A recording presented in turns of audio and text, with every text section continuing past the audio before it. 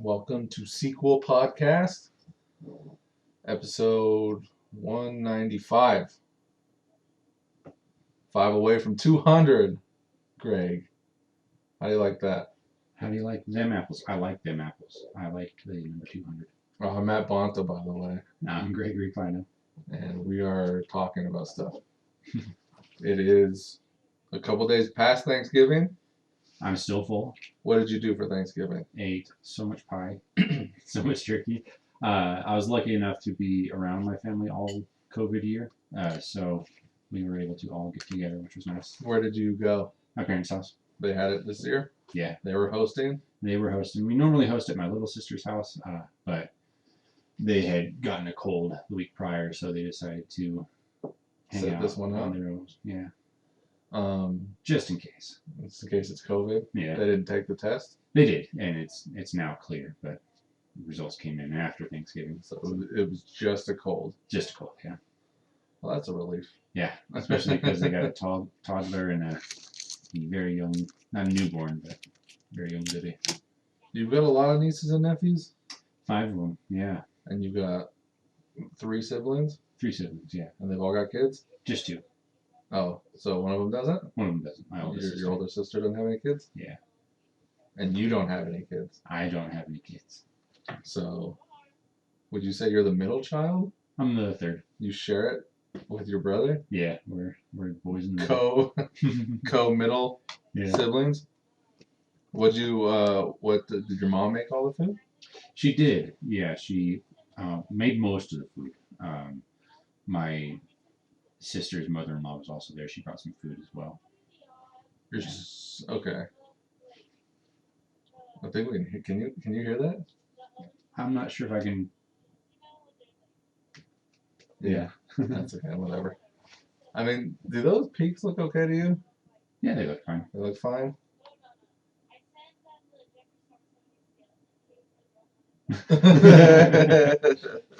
Flatline it. Well, I mean, I'm hearing that. Yeah. It's like, move it closer. No, it's not gonna. Oh, this cause problems. So what else is going on, Greg?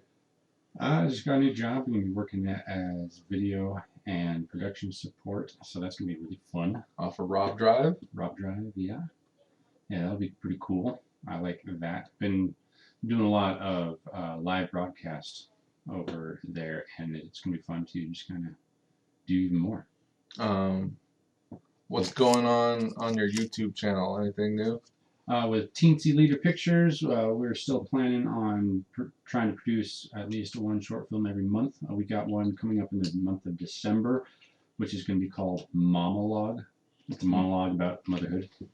Okay. That one was pretty fun to shoot. We shot that in like 2 hours, maybe 3 hours, and that was cool. We got to use Cody's camera, just like a Sony 6800.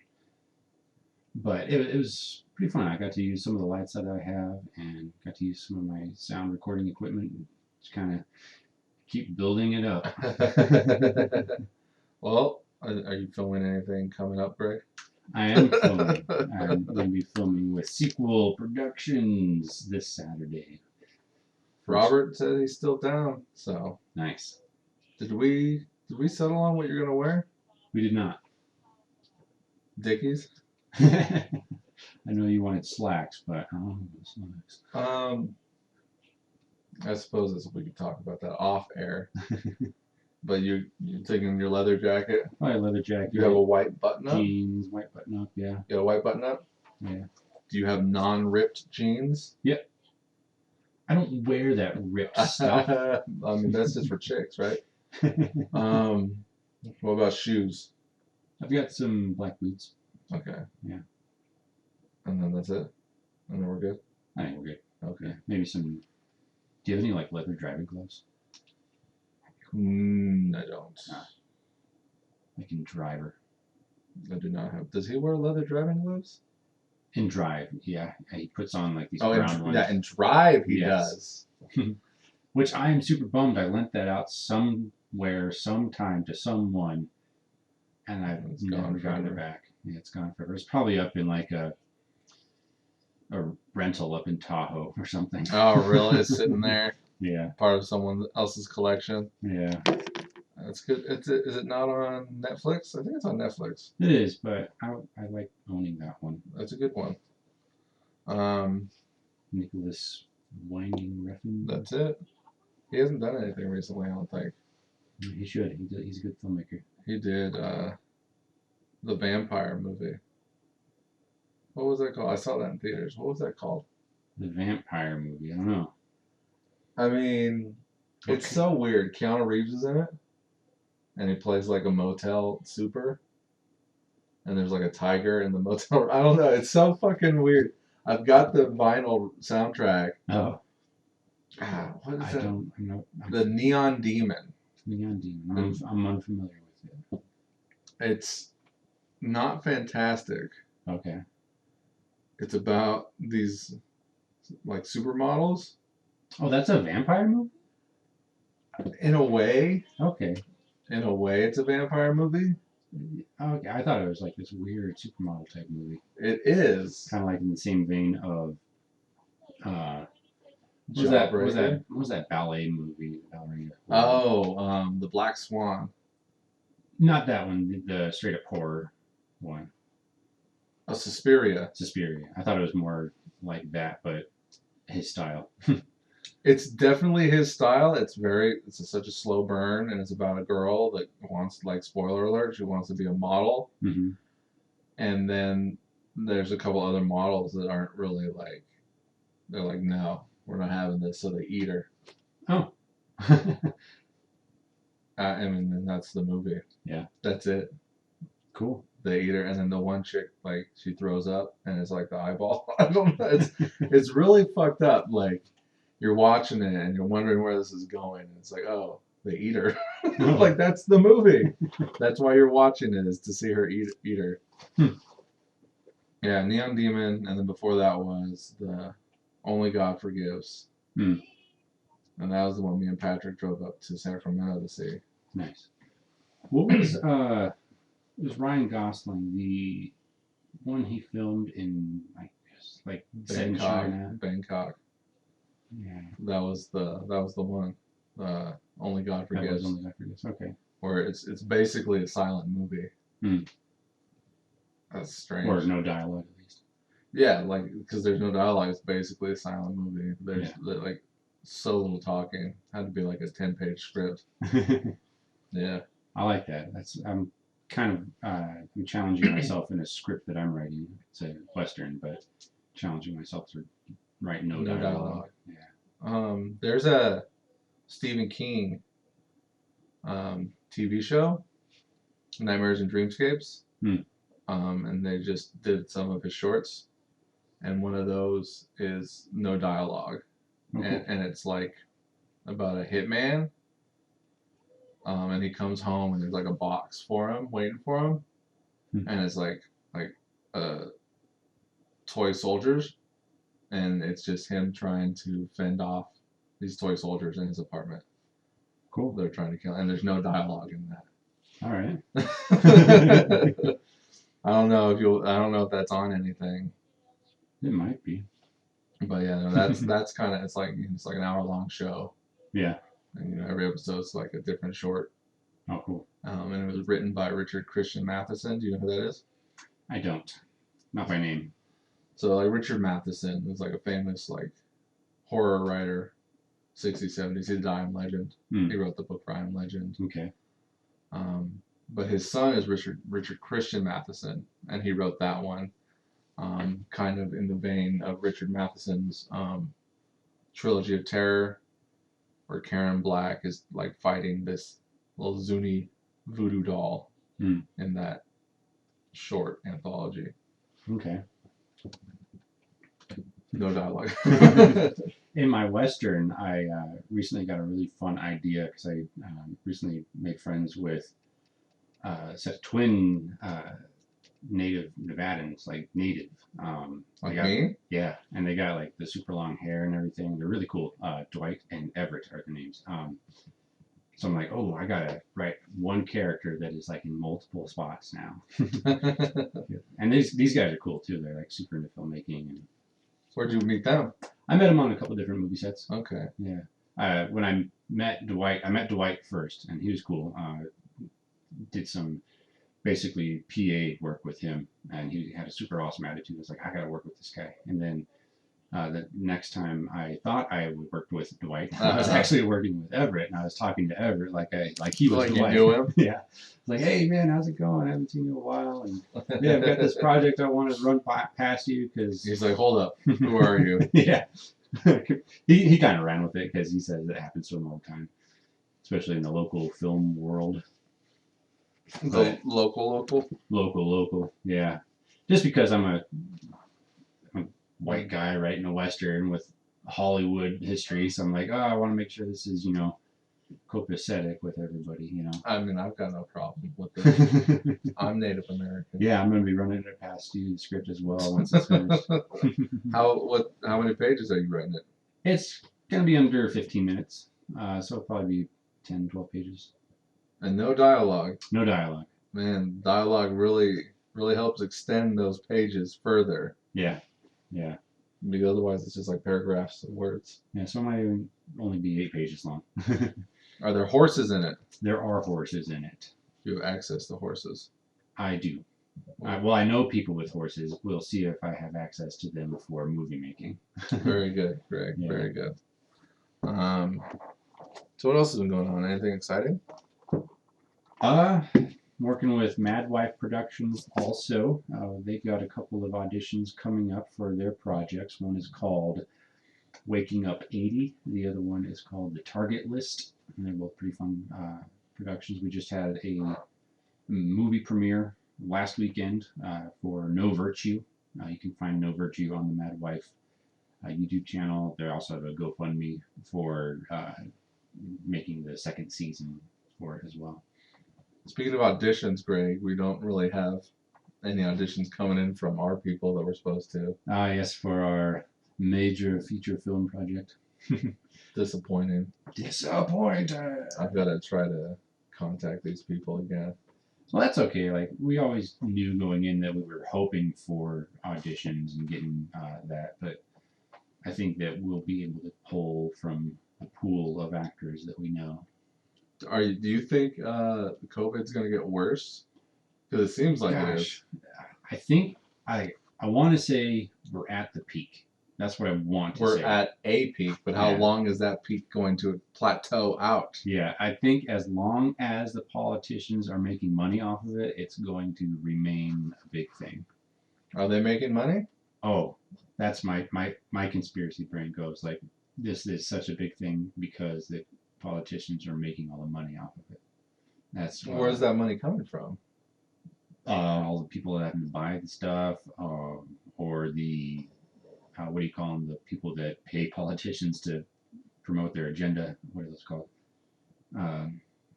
Anyways, the money people. The money people. Big pharma. Oh yeah, dude, totally. I mean, that's coming. Yeah. They say that they've got a vaccine. Yeah, there's 3 different companies that have a vaccine right now. One that's actually viable. They say, like, the fact that they've got a vaccine for COVID that works better than anything that we've ever had for, like, a cold or flu. Yeah.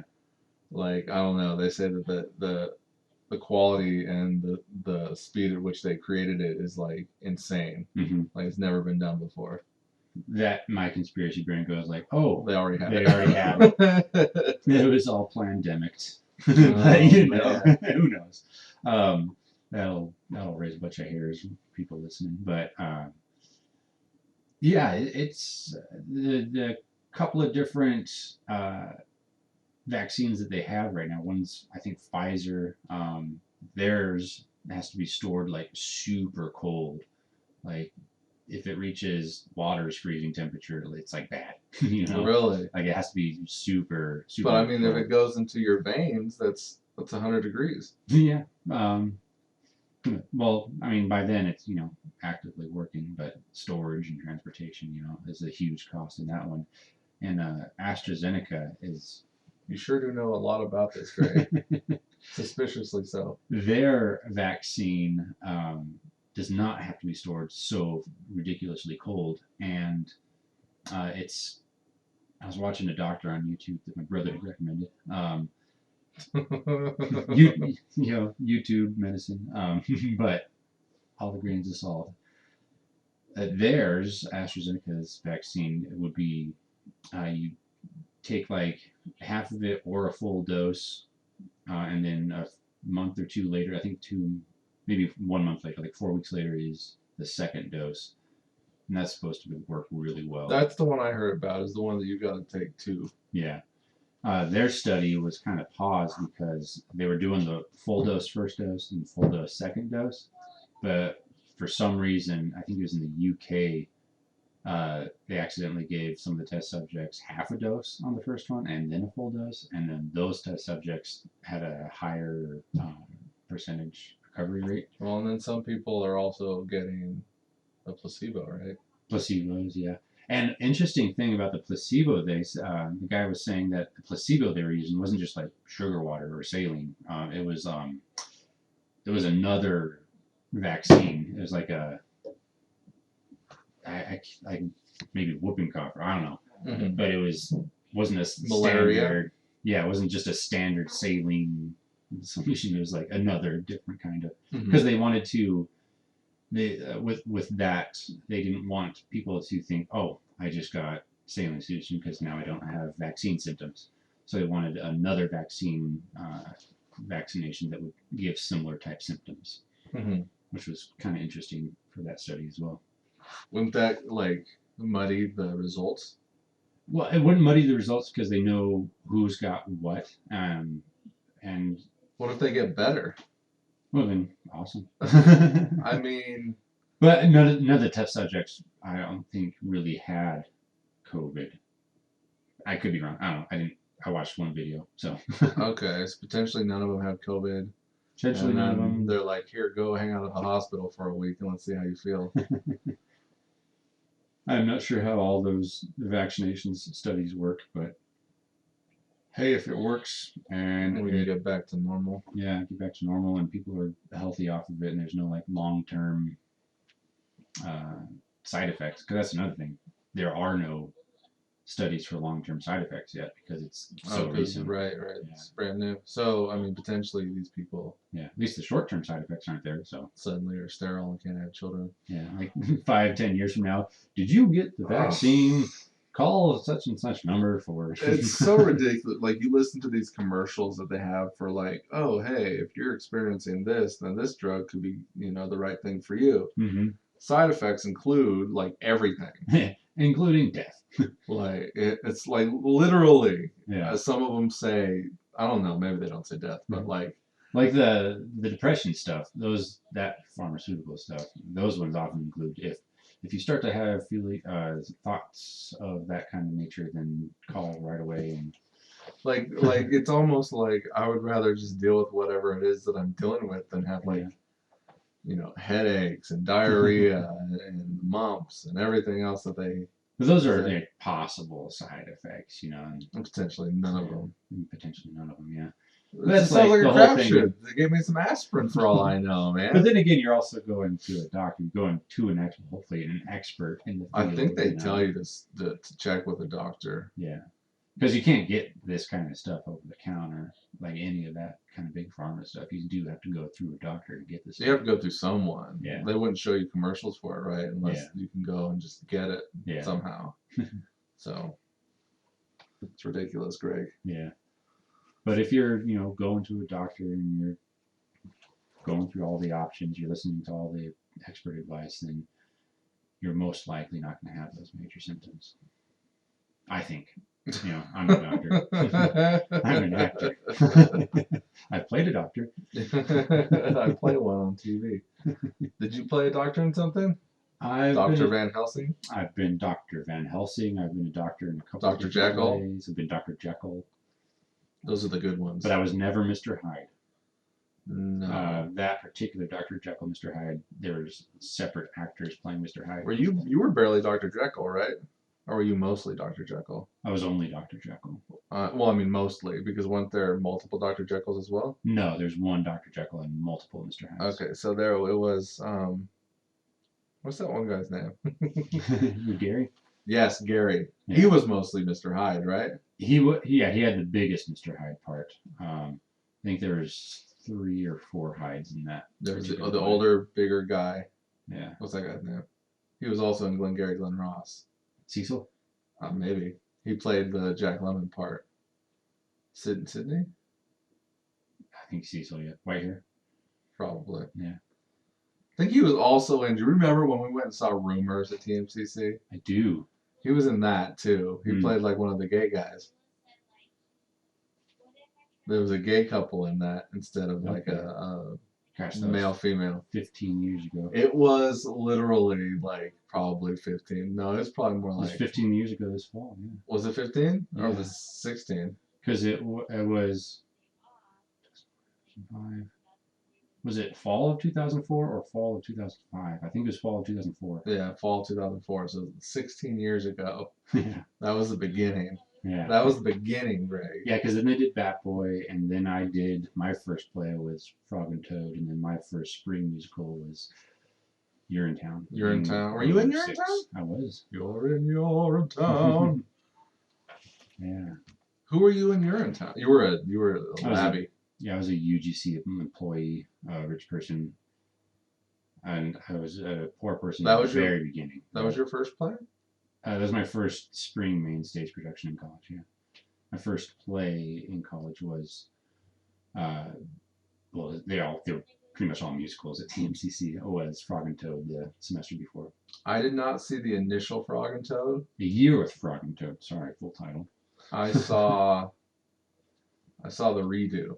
Okay. Jeff was Toad? He was Toad both times. They might have done it a third time, I can't remember. And Frog was Bat Boy? In the first one, Frog was Donald Pettit. Yeah, he played Bat Boy. That's the one I saw then. Who was Toad? Who was Frog? Or who was? Frog was Kyle Johnson. Second one. Yeah, I didn't see that one. Okay.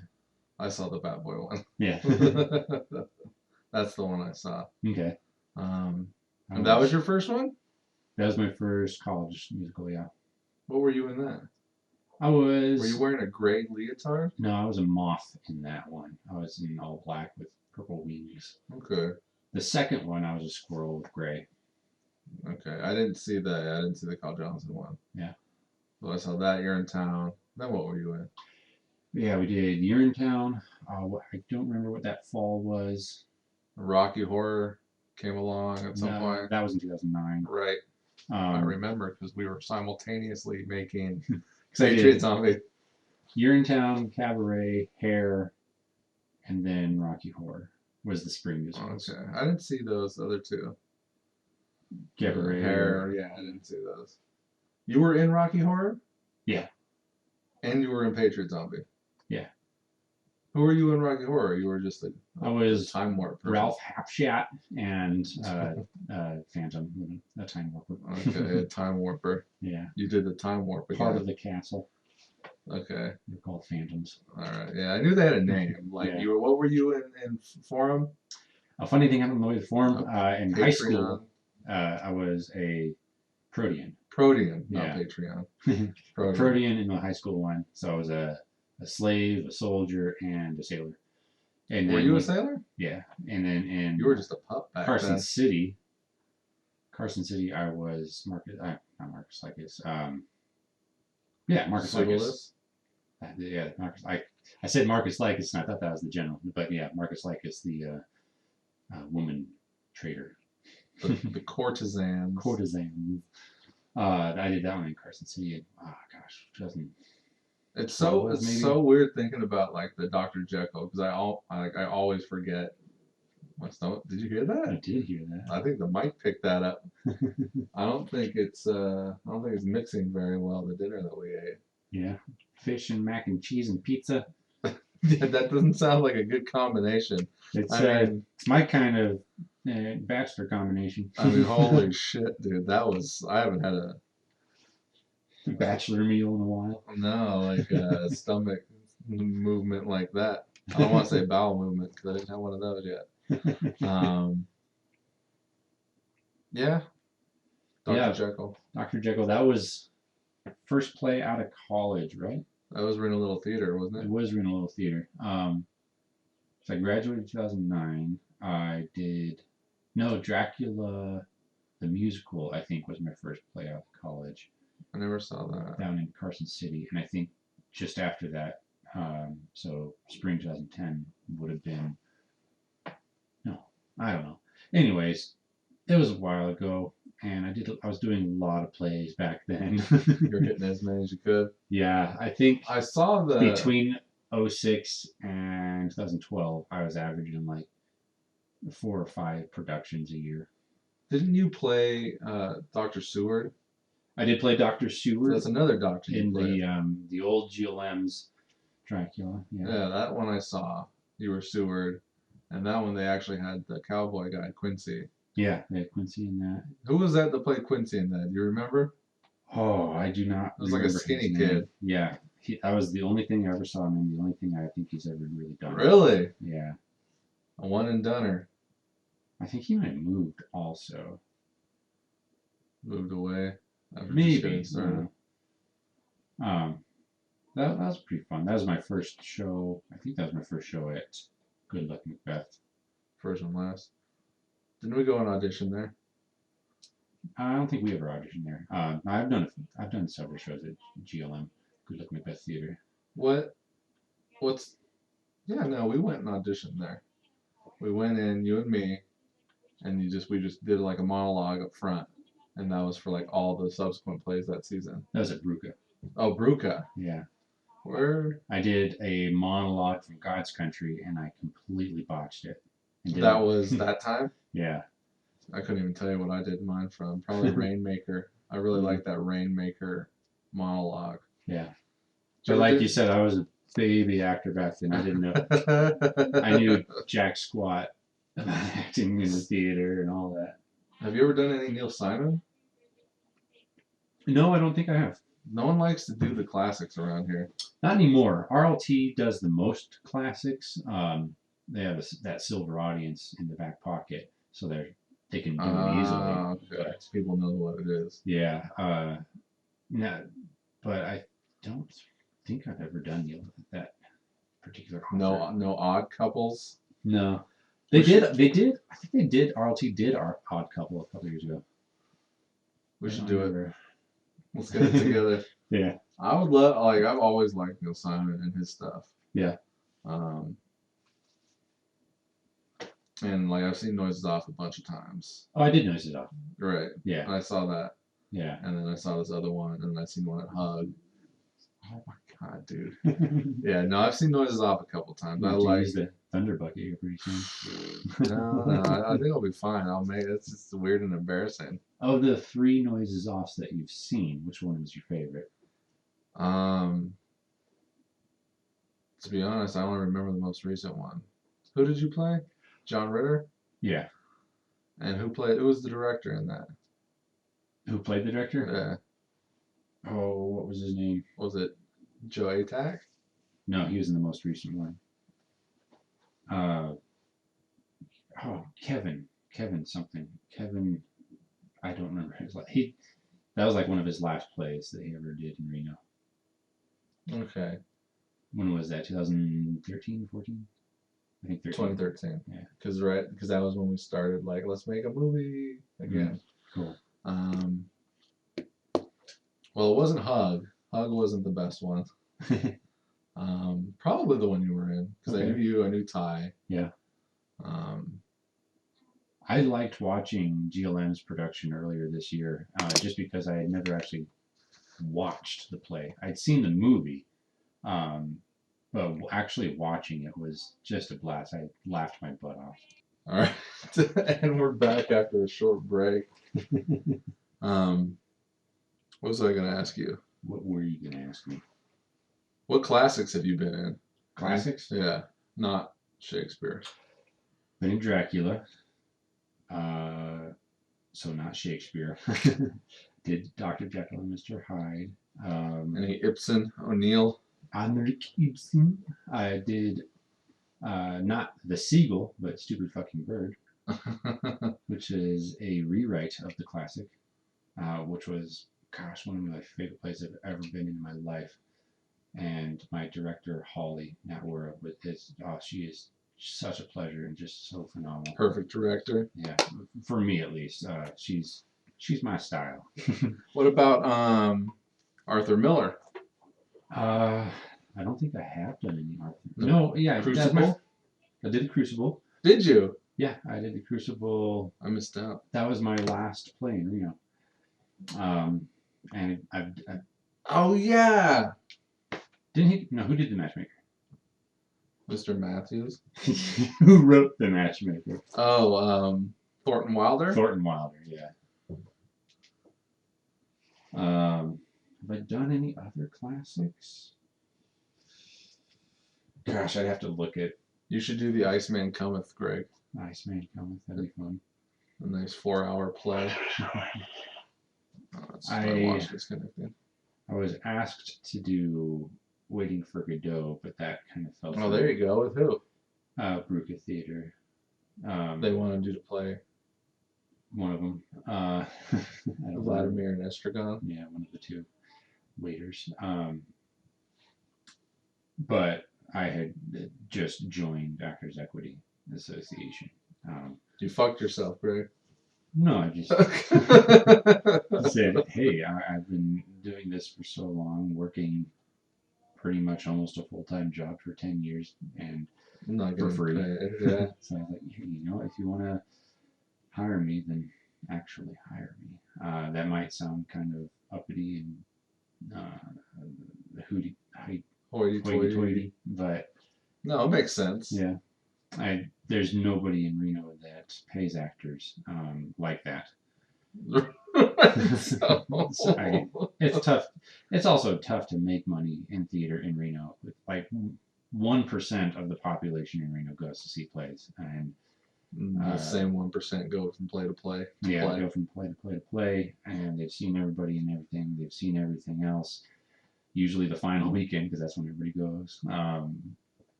And it's just tough to make money in theater in Reno.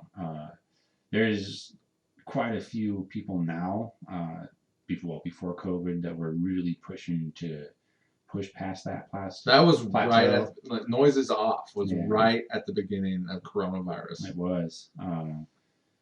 And I think had COVID not happened, 2021, you might have started seeing a bigger move towards paying artists in Reno. Fuck the coronavirus, dude. Fuck COVID. It's such bullshit. Because, all the theater lost their entire revenue basically for 2020.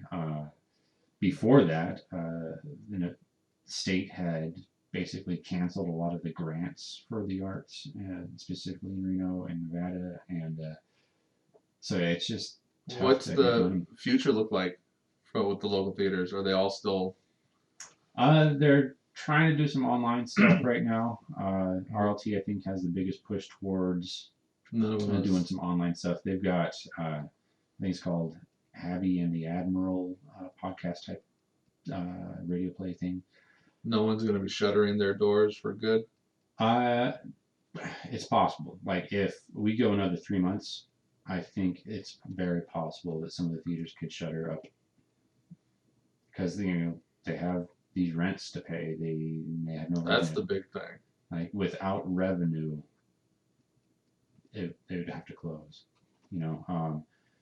This past month, there's been a very big push called I Saved Theater, or I Saved the Theater.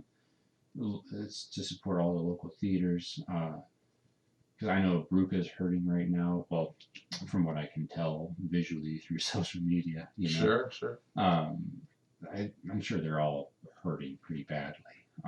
And that's why they have this big push for the I Save Theater. They've got this series of interviews that they're pushing out right now, which is really great. A bunch of local actors and producers and movers and shakers in the town talking about how theaters change their lives and how it's absolutely necessary, and to use the word essential for people's lives. One of those hot button words. Yeah. Hot takes. If you didn't have entertainment, you'd be a robot and life would suck. You gotta have that outlet. people say that arts aren't essential, and I 100% disagree with that. All artists would disagree with that, Greg. Oh, absolutely. And not just because it's what I like to do, but because it's necessary It's the for spice the of life. human nature. Yeah. Have you ever done Macbeth? I have done it a couple times. Who have you been in Macbeth? First time I did it, I was the porter, and I was Ross. Second time I did it, I was the Scott. You were Macbeth? I was. Oh, man. It was the 1 hour version for Young Shakespeare. Well, that's lame. Yeah, it was funny because we did the 1 hour. Well, Young Shakespeare is a 1 hour family friendly version. Well, why? And family friendly Macbeth? Yeah, you can totally. Blasphemy. All of Shakespeare's family friendly, really, in a way. But with Young Shakespeare, the DG Manchetti Young Shakespeare program up at Lake Tahoe Shakespeare, what we do with that is whatever's on the main stage. We also do a 1 hour family friendly version with a handful of professional actors, and the rest of the cast is local students from around the region. And so they get to experience what a real professional production, how it's produced, how it's rehearsed, how it kind of tours. That one being an hour long and being in Tahoe, I would run my lines driving up every day, and it would take a half hour. And running a half hour lines made me realize, like, wow, I have half the dialogue in this play. I mean, Macbeth has a lot of dialogue. I don't think he's number one as far as like Shakespearean plays go. Mm-hmm. I think Hamlet. Oh, yeah, sure. But doesn't like Love Labor's Lost have like one of the longest monologues ever? Yeah, Love Labor's Lost does. What's the character's name? Starts with a B. Barone. And he's got like a 5-page monologue or something. Super long, yeah. When they did it up at Lake Tahoe Shakespeare Festival, the guy playing Barone knocked it out of the park. I really like that production. I mean, the play itself, take it or leave it, it's not the best one of his works. Right. It's fun. It's no Romeo and Juliet or Hamlet. It just doesn't. It just doesn't have an ending. That's why they say, was it Taming of the Shrew? No, Much Ado About Nothing is like the sequel for Love Labor's Lost. Mm-hmm. But the set design for that one, for Love Labor's, was really cool in Tahoe too. They had fake grass covering the whole stage, and upstage was this just massive, I think it was 16-foot bookcase that covered the entire backstage or upstage. And when you say 16 foot, like long? Tall. Okay. Yeah, it might have been taller. No, yeah, it was probably like 20, 22 feet tall. Really? Yeah. To what? Like, what did it do? It held books. It held hundreds of books. Did people climb up it? Or? They did climb up it. Okay. And in fact, the opening monologue of the second half of the play, I'd say Act 2, but it's not. It's 5 acts. But after intermission, Rowan, he came running out from upstage, busted through a bunch of books on the ground, and did that monologue from right there in the bookcase, which was really cool. By the end of the play, there were so many books on the ground. For that particular production, because they did that with not Shakespeare, Hound of the Baskervilles, which was it's kind of like a Sherlock Holmes complete works, but centered around Hound of the Baskervilles, because it's 3 people, 3 guys, 3 actors doing it the whole time, playing all the characters.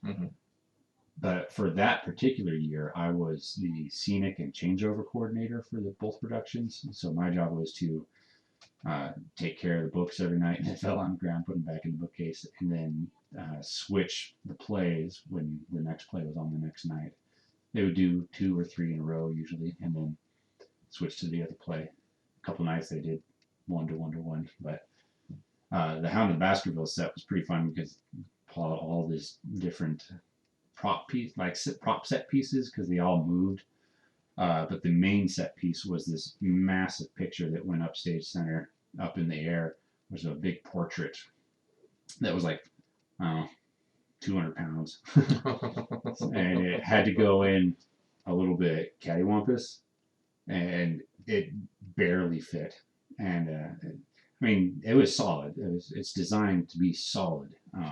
Aren't you outside? And we're right on the beach up in Lake Tahoe too. Yeah. So we that one, the first time we did that changeover, It was like an hour and a half, and we got it down to like 45 minutes by the end of summer. Have you ever done Hamlet? I have never done Hamlet. No. Has it ever been done? Last production I think was at UNR. In like, well, they only do like 2000. fucking Shakespeare, don't they? No, that's the only Shakespeare I've ever really seen at UNR. I didn't even remember. go see that one. Yeah. I think when you were you still in high school? When I went and auditioned for Merchant of Venice over at UNR. Okay. Yeah, I would have been in high school still. Or either it was your first year out. Yeah. Merchant of Venice, Greg. Have you done that? I have not done Merchant of Venice. The year before I got into the Lake Tahoe Shakespeare Festival with Young Shakespeare, the year prior, they had done Two Gentlemen of Verona. And then before that, they did The Tempest. But have you done Tempest? I have not done Tempest. I've taught Tempest quite a bit. Did you ever watch that movie? The Hellmere one? Yes. Yes, I have seen the Hellmere one. I like that one. I like the Mary Herron. I'll believe you. Because she also did the Titus movie as well. Okay. Titus Andronicus. Titus Andronicus. With Anthony Hopkins. Yeah. And she also did the Spider-Man movie. Or play, musical. Oh, okay. Turn Off the Dark. That bombed. That was dangerous. Did a year of previews. What's the favorite play you've ever done? My most favorite play I've ever done? Yeah. Probably Stupid Fucking Bird. Right, that's what you just said. Yeah, the Seagull one. Other than that, top 5. Top 5. I love doing. Talk here. Top 5 plays that Greg's done. I love doing the 25th annual Putnam County Spelling Bee. I saw that. That one was a lot of fun. I also saw you in the Jesus one. Jesus Christ Superstar. Yes. Yeah. Was it Jesus Christ Superstar? Mm-hmm. Godspell. Nope. Okay. No. Yeah, I did Superstar. That one was alright. That was pretty fun. I had some good friends in that one, so that was more social for me. And the music in that was pretty good too. Yeah, Putnam, so Spelling Bee, and Stupid Fucking Bird were probably my 2 favorites. You were snarky in the Spelling Bee, Greg. Snarky? Yeah, you were snarky because you were were you the principal? I was the vice principal. You were very snarky to the vice principal Douglas Punch. To the audience volunteers. Yeah. That one, oh man, there was one night because I had a sheet of paper like on my clipboard on my desk and on the prop piece and set piece, and I basically just had a list of words that was actually the run of the show. Mm-hmm. So it didn't say now you do this song and all that. I just had a list of words. And one night I somehow missed where we were in the play, and I jumped ahead like, I don't know, 10, 15 minutes. I gave a cue. Skipped a bunch of words. Yeah, skipped a bunch of words. Luckily, it was just an audience member cue to spell. But I said the word, and I hear the music director, who was right behind me on stage. I hear him go, "Oh shit!" And I hear pages starting to flip because they were not ready for that song. Because the audience participation words, they have the same song that they go to when they leave the stage when they misspell, right? But I heard this, "Oh shit!" And flip through pages. And then they did the song, and I was like, halfway through the song, I realized, oh wait, I gotta go back and do all these other words now. But we went back and nobody was the wiser. So. What about your cast members? Oh, they knew. Yeah. Were they like, what the fuck? No, I just saw the actor thing where someone messes up and you get that brief wide eye look, like, oh, okay, we're doing that. There's another play in college, The Last Days of Judas Iscariot. Were you Judas? No, I was not. I was Mathew and Pontius Pilate. Oh, you were Pontius Pilate? Yeah, but when I was on the stand as Pontius Pilate, my friend Stacy was playing the lawyer who was basically grilling Pontius Pilate, and he had a lot of kind of similar lines, similar responses, and I said one of them, just wasn't thinking too hard about it. I just in the moment said the line, and then instantly I knew I had skipped 3 pages And Stacy, she had her blocking. She was back to the audience, and she had that wide eye moment. That one Like, was probably oh my probably god. my favorite mistake on stage was that one. What about other people making mistakes that weren't your fuck ups? Oh, that I had to deal with. Yeah. Um, Anything stand out? Gosh, not really. There's a couple times, like in Young Shakespeare, some of the young actors would go up on lines and we'd have to cover for them. Other than that, it like in college, being a college young actor, your mind's going so fast on stage, and like, well, at least for me, I kind of get that tunnel vision, thinking too fast for my own good, kind of thing, going in college. That's the thing. Yeah, Just nowadays I'm able anticipating to. yourself. I feel like I'm able to slow things down now and really kind of analyze the situation as it's happening, if I need to, and while remaining in character. But yeah, I can't really think of too many things that I've had to cover for. I've been pretty fortunate where I've had a lot of really good scene partners. Thumbs up, Greg. Yeah. Thumbs up. I want to go back and see all your plays. Yeah. Go back and get that time machine. Glengarry, I saw you in Glengarry. Glengarry was fun. You got to that say was like fuck in that. 52 times. Don't you say go Doug- fuck a dead cat or something? I don't know. Doug Moss has the most swearing in that play. That's the part to have. That was my first Mammoth, my only Mammoth that I've done, and that was a new experience, you know. But cause I tend not to swear too much. I try not to, but sometimes it just comes out. But doing a play Where it's all 52 of those, and it was a lot, but it was fun. What about what plays I like, Greg? The plays of Tracy Letts. I don't suppose you've ever done a Tracy Letts play. I don't think I have ever done a Tracy Letts play. Like he did Killer Joe, one of my favorite Matthew McConaughey movies. Okay. We should do that play. Let's do Killer Joe. August. Osage County? Yeah, I loved that movie. Okay. I fucking loved that movie. RLT did that several years ago. You saw it? I missed that one. I was probably in another You were play. drunk. All the plays in Reno overlap, and like if you're in one, you're not going to see any of the other things. No, that one I liked that movie a lot. Yeah. Tracy Letts wrote those plays. In August Osage, does that main character have a broken foot? Because I remember Meryl Streep. No, the guy, or maybe I'm thinking of Salesman. I can't remember if it was Death of the Salesman or August Osage at Reno Little Theater, but my friend Bradford was playing one of the main characters, and he had a broken foot, and I can't remember if he had a broken foot or if the character had a broken foot, but I think the actor had a broken foot. Yeah, I don't think anyone has a broken foot in that. I'm trying to think.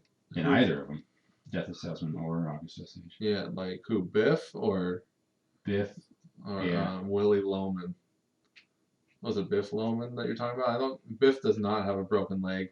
Otherwise, that would defeat the purpose of Biff. No, it would have been in August because Willie has a kind of limp, doesn't he? I don't think so. I think he's just an old guy. Yeah. So in August, I can't even think of who the male characters are in that. It's mostly a female-driven play. Yeah. There's the brother-in-law, his son, and then another dude. I think those are the only male characters. Keep talking. I'm gonna see if I can find Keep some talking, pictures. whoa, keep talking. My friend Bradford was in it, but where's Bradford today? Bradford is now teaching theater drama at North Valley High School. Well then. Yeah, he's pretty phenomenal. He was John Putnam in Crucible last year. Which I missed. You did miss. I did miss that. I was filming a movie, Greg. I was making Not in the Dark. Yeah. Do you hear that? I do hear that. It's probably my phone. Oh shit! It is your phone. Well, those are plays. I like plays. Yeah. I miss plays. Oh, I miss going to the theater so much. There's this devil play about a puppet. Devil play about a puppet. A devil puppet. I wanted to go see it in Canada when I was there. I think GLM did it. Yeah, I think I did see someone do it here. My friend Jesse played the puppeteer and the puppet. Oh, what is the name of that play? I don't know. I have the flyer somewhere for the play in Canada when I went to Canada. Yeah. But it was on the opposite end of town than where I thought it was. Hand to God. I think that is what it is. Yeah. There's 2 Jessies in that play in Reno. We should do Assassins as well, Greg. Assassins? I love Assassins. Yeah. You could be John Wilkes Booth. I'm not a singer. But these are easy songs. But I don't like singing. Neither do I. We'll dub you. Dub it. Yeah, you'll lip sync to it to Victor Garber. Our friend Mike, he fights assassins. Mike Rapasora. Yeah. You were in Sweeney Todd, right? I was not in Sweeney Oh, you Todd. weren't in Sweeney I Todd. was the stage manager for that, which was really more of a backstage manager position. And then the final weekend, we had to fire the sound op, and so I ran the sound. Final weekend on that one. You were the go-to guy on that one? The Yeah. gopher? The gopher. I helped design the barber chair. I did the upholstery on it, and I helped to design the set piece, the chute, as it were, that the dead people would fall down. Who played Sweeney Todd on that? Rod Hearn played Sweeney Todd on that one. Kind of like George Hearn? No relation, but yeah. Was that brought up? Oh yeah, for sure. Who played Mrs. Lovett? Mrs. Lovett was Susan. Oh, used to be Sonamaker, but her name, she changed her name right before Baker. I don't know. Susan. She was good? Yeah, she was really good. Well, that's good, Greg. Some nice memory lane theater stuff to talk about here on this podcast. Yeah. Let's round it out with some questions for terrible people. All right. I'm never going to find these pictures of Bradford in the cast, so I'm going to stop looking. Let's get one near the front here. Okay. This book is It's thinning out. well, there's still a good amount in here. Lost its COVID weight, though. Your best friend is being held hostage by a crazed sports fan. Okay. The maniac will release your friend unharmed, but in exchange, you have to either take a full force tackle from an NFL linebacker. You are not wearing pads, but he is. Or jump out of a second-story window. You have 30 seconds to decide. Go. Ooh. Gosh, second-story window sounds nice. Full force tackle, no pads, but he's in pads. You know, I think I would probably go with the tackle, but I don't know. Ben Roethlisberger. Well, he's a quarterback. Or no, what's in that? Gronkowski. Oh yeah. So gosh, probably the second story. You'll jump out of a second-story window. Yeah, I feel like you can land on your feet. I feel like you can learn how to take that landing better than learning how to just take a tackle. I mean, second story is basically like jumping off the roof, right? Yeah. They'll both hurt a lot, but which one is going to give you the better dinner party story? Think about it. I mean, the tackle would definitely give you a better dinner party story. The second story window is just like, yeah, jump down the second story window. So I mean, like, this dude's got your buddy held hostage, and he's like, either I kill him, or you fucking take a sack, or you jump off the roof. If both were presented to me in the moment, I would probably take the tackle. Yeah. Yeah. I mean, it'd probably be easier. Like, let's say that you're, at practice. Yeah. At a Tampa Bay practice. Tampa Bay Buccaneers. Tom Brady plays for them now. With Gronkowski. Gronkowski, yeah. During a morning walk, you find a freshly dead body on the side of a secluded road. Oh shit. Dead body. Before you panic, you notice that a few folded $100 bills are clearly sticking out of the corpse's shirt pocket. Uh-huh. Think carefully. Do you take the money? Bonus, do you report the body to the authorities? I would report the body and probably not take the money. Yeah? Yeah. Meanwhile, the paramedic takes the money that you could have easily taken. I would probably like take pictures of the scene just to prove that I happened to cross the body. Right. You know. I haven't touched anything. I haven't moved anything. This is where my footsteps are, and because who knows what the police would do? Never talk to the police. I mean, that's what they say. Yeah. Yeah, I think I would report the body, and probably on top of that, gosh, money's definitely a temptation, but I think I would. Especially now. Yeah. I mean, that's some more camera equipment right there. That is some. So, I would mean, leave the money. do you ever go for walks in your neighborhood? Yeah, occasionally. So, like, let's say you go for one of these walks and you found that dead body. Would that be crazy? It would, because my neighborhood is pretty high traffic. That's so fucked up. That's a good question. Came across a cat corpse once. Oh man! Like I was walking down the sidewalk and I was like, "What is that smell?" And I came across, a dead cat. And that was in the springtime this year. And last time I went past it, late summer. Still there? Still there. Oh, I mean, it was flattened out and you can't smell it, and there's nothing to eat, no bugs or anything, but still, it's still there. COVID got it. COVID cat, yeah.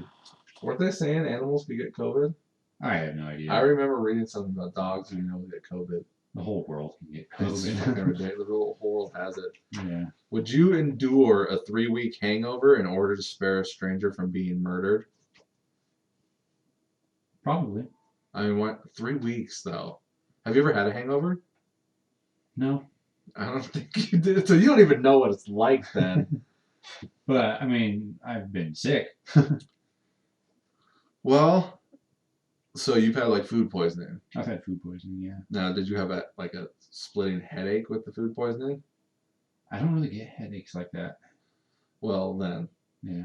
Put those two things together for 3 weeks. If it meant someone would live, sure. I mean, I guess it's like an easy question, but this is to weed out the terrible people. Yeah. So I guess you're not a terrible person, Greg.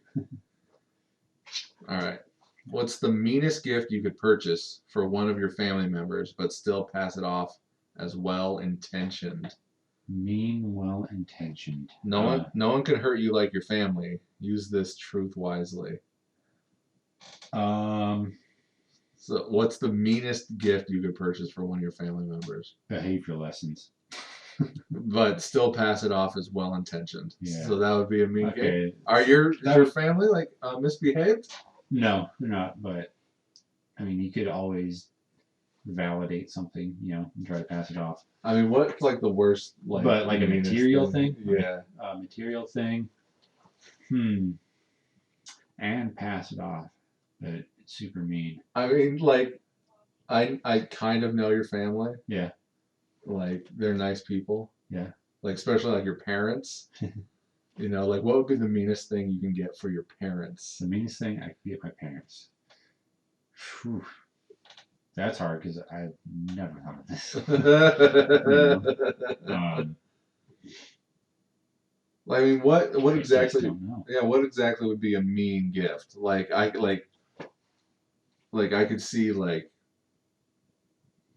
probably something that they would have to pay taxes on. Like a new car. Like, here's a car that you can have, but now you're out $10,000. That would suck. I mean, like, I think a mean gift would be like if somebody's got like a bad habit.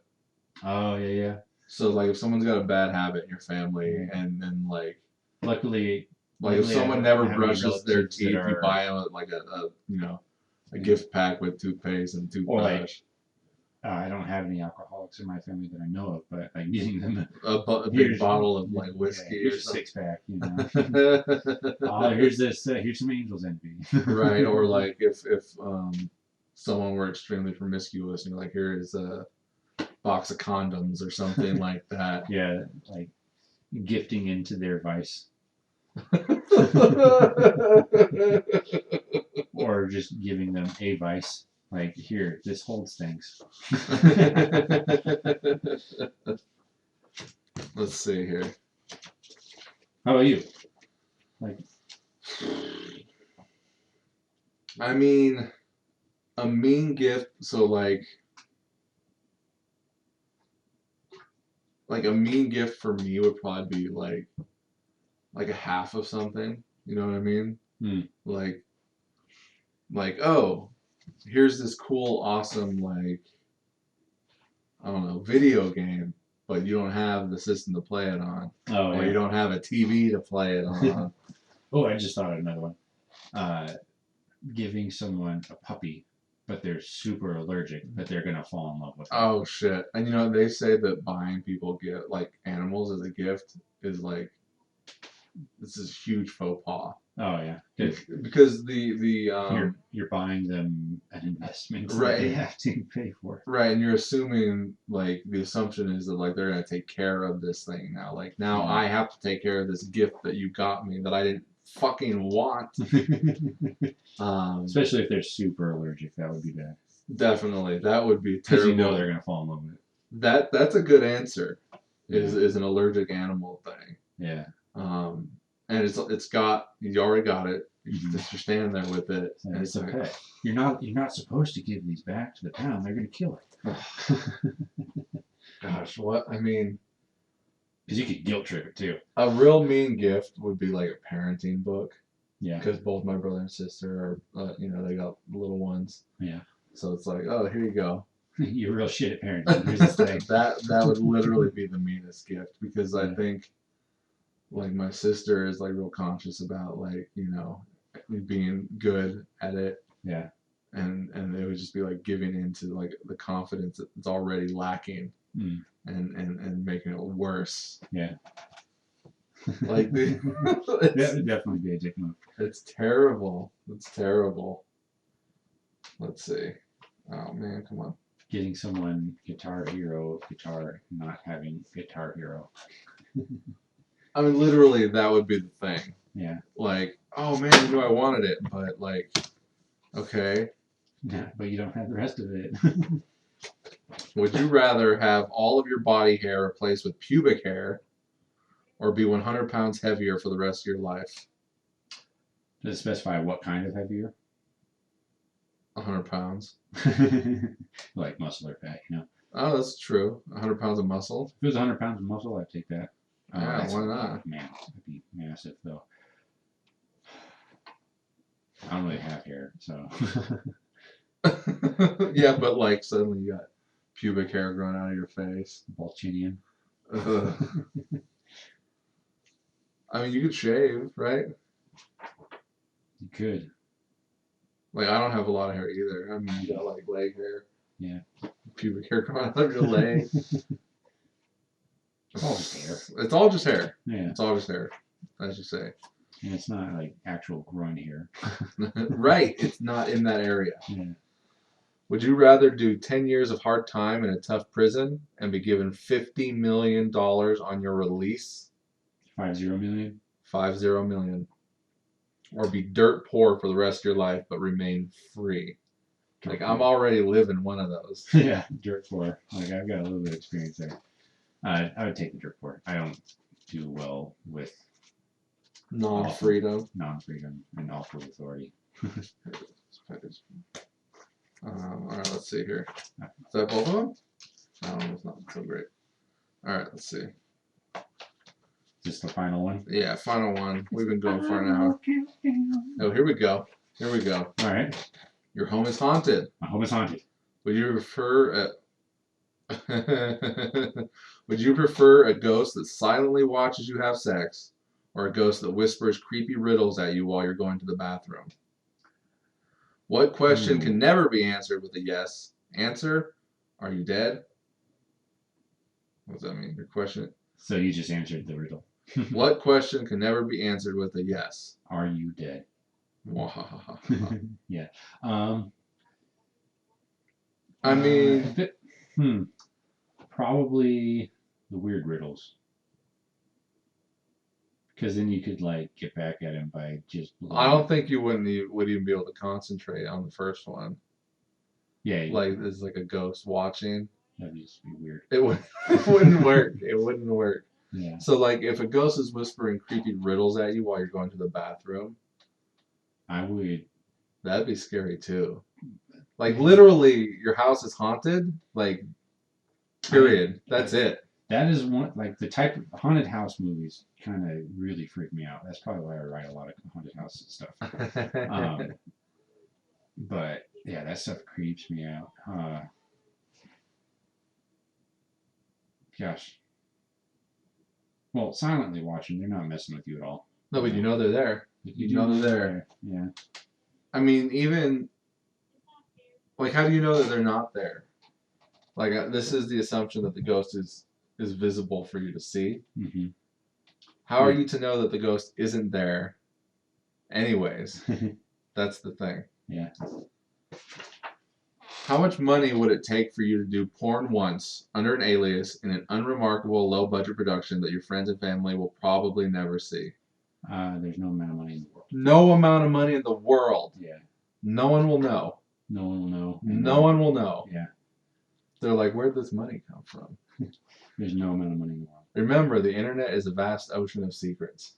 And the internet can be shared with anyone. Like $1 million? No. I mean, Sylvester Stallone did it. Yeah. I don't know. I would never. $1 billion. No. $1 trillion. Nope. $1 gajillion. All the money in the world. All the money in the world. Yeah. No. Oh man. I would almost do it for $1 million. Almost for $1 million. Almost $1 million. $1 million's the bottom line. Yeah. To build from. Yeah. So like you can get a lot of stuff with that money. It's a huge temptation, but I mean that's like $1 billion. How many movies can you make with that? So many. So many. Like you'd be set for life. Yeah. And you could throw that into investments and never have to work. Well, with $1 million, you could throw that into investments and never have to work a day in your life. Let it just earn off itself. Yeah. I would probably do it for maybe 500 million. 500 million? To $1 billion. Yeah. Yeah. No judgment. I mean, that's a lot of stuff. That's a lot of money. Like you could put that money instantly into investments and then live off the investments and buy stuff off the actual investment. Like if you had $1 billion in investments earning 6%, $6 million a year in interest, or dividends or whatever, you know. I mean, that's everything you want. Yeah, no one's even offering that, so it don't matter. Yeah. All right, Greg. Could you imagine just investments and dividends and all that stuff earning you $60,000 a year? I mean, how does that even work? If you invest your money into something, how do you get your money back? Well, if you were to invest in the stock market per se, and you invested in dividend stocks, dividend would be like, I own this much money of this company, and now they pay me a percentage based on that. You would probably, a good dividend stock is like 4% dividend. So if you had $100 worth of that company, they would pay you $4 a year at 4%, right? Well, now hold on. If your whole portfolio averaged somewhere between 4% and 6% of your whole portfolio, you would be getting 4 to 6% of whatever you have in that portfolio. So if you have $100,000, you'd be making $4,000 to $6,000 a year off of that investment, right? And at the same time, they would be going up in. You hope.